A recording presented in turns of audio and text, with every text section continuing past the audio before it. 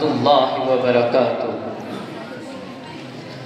نحمد اللہ العظیم ونصلی علی الرسول الکریم، اما بعد فاعوذ باللہ من الشیطان الرجیم، بسم اللہ الرحمن الرحیم، والذی جاء بالصدق وصدق به اولئک هم المتقون، صدق اللہ العظیم۔ احساس صداقت رکھتا ہوں، واہین عدالت رکھتا ہوں، احساس صداقت رکھتا ہوں، واہین عدالت رکھتا ہوں، آنکھوں میں حیا دل میں غیرت توفیق شجاعت رکھتا ہوں۔ محترم دوستو، یہ بات حالات حاضرہ کے مابین روز روشن کی طرح آیا ہے کہ محسن انسانیت صلی اللہ علیہ وسلم کے بعد اللہ کے نزدیک اگر کوئی جماعت ہے تو وہ صحابہ کرام کی جماعت ہے، چونکہ اللہ تبارک و تعالی نے انہیں اسی دنیا کے اندر رہتے ہوئے اپنی رضا کا پروانہ دے دیا ہے اور جنت کی خوشخبری سنا دی ہے۔ اور آج یہ غیر مقلدین 1.5 میٹر کی زبان لے کر صحابہ پر تنقید کرتے ہیں اور کہتے ہیں نحن رجال وہم رجال، ہم میں اور صحابہ کرام میں کیا فرق ہے؟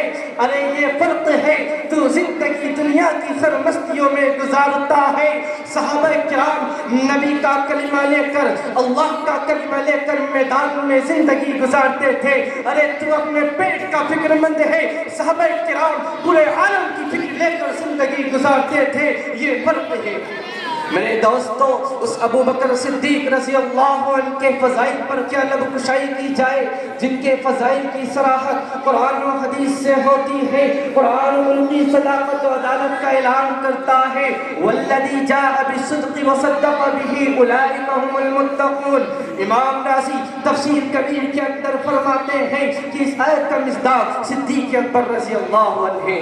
میرے دوستو، لیکن دور ایسا ہے کہ تمام صحابہ کرام بالخصوص خلفائے راشدین سے بغاوت کی جا رہی ہے، اور ان کی یہ بغاوت مسلمانوں سے مضمر اور پوشیدہ نہیں ہے، بلکہ ان کے یہ کفری عقائد مسلمانوں کے سامنے ظاہر ہے۔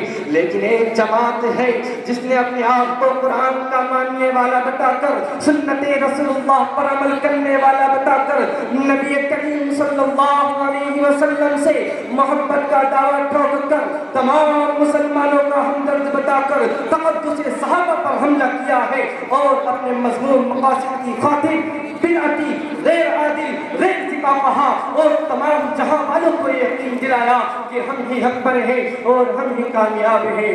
میرے دوستو، صحابہ کرام کی خلاف ورزی کرنا، ان کو برا بھلا کہنا، ان حضرات کے مقابلے میں اپنے افعال و اقوال کو معتبر اور موافق سنت سمجھنا اس جماعت کی فطرت میں داخل ہے۔ میرے دوستو، ایسی جماعت کو دنیا غیر مقلدین کے نام سے جانتی ہے۔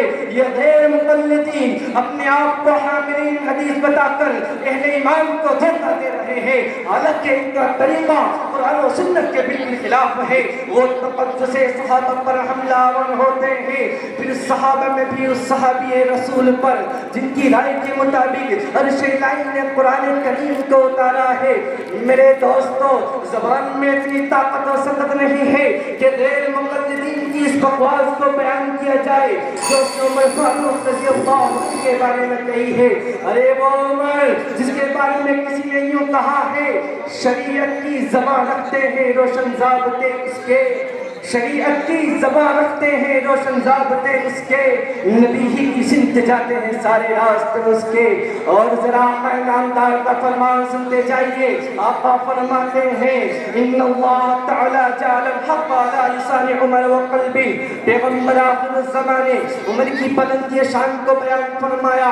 ارے نبی عمر کی تعریف کرتا ہے، عمر کی زبان و قلب پر حق کو ثابت بتاتا ہے، اور یہ غیر مقلدین نبی سے محبت کا دعویٰ بھی کرتا ہے اور نبی کا چہیتا، نبی کی مراد عمر فاروق رضی اللہ عنہ سے بغاوت بھی کرتا ہے۔ کیا یہ ہے پیغمبر سے الفت و محبت؟ میرے دوستوں ہمیں چاہیے کہ ہم سب صحابہ کرام رضی اللہ عنہم سے عفت و محبت کریں اور ان کی عزت کریں. وآخر دعوانا الحمدللہ رب العالمین.